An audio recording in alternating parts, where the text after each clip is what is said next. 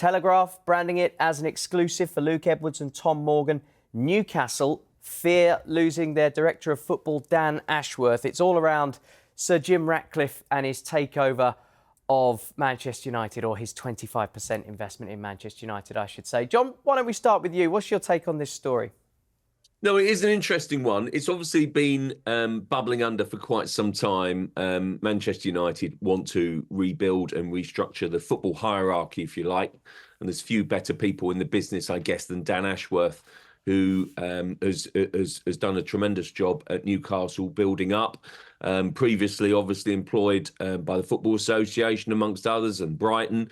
And within this story, you know, it's co-written, as you say, by Luke Edwards, their North East man, who's really good on Newcastle, and also Tom Morgan, who's kind of almost a bit more of a sports news guy. And you've almost got kind of a couple of takes in here. Newcastle very wary about Man United's interest, and I guess this stems from, you know, Man United have got such a tradition, haven't they? It's such a big name that when Man United move for people, when they try and strengthen the club, then of course you're going to be fearful.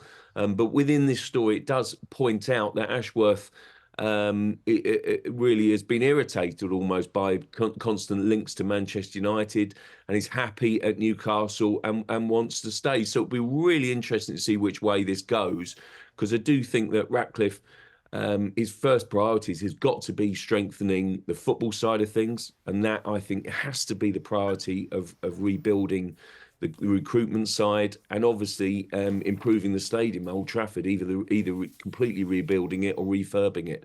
And I think Ashworth is certain to be at the top list of targets for any major club.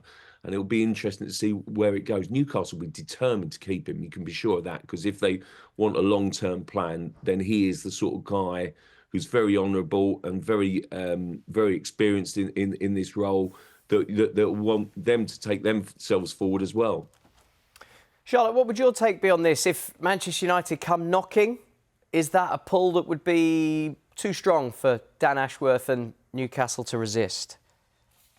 For Dan Ashworth, quite possibly, in terms of where does he see his career progressing. I think if you look at the job that he's done at Newcastle, when he went in there, people were saying that was the biggest signing that they could have done. Obviously, they had all that investment coming in, but the key to them has been spending the money correctly. And I think everyone's been surprised how quickly Newcastle have progressed under their new ownership. And a lot of that is to do with getting the right people in the back room. So someone like Jim Ratcliffe's going to look at what Newcastle have done and thought, how have they done that?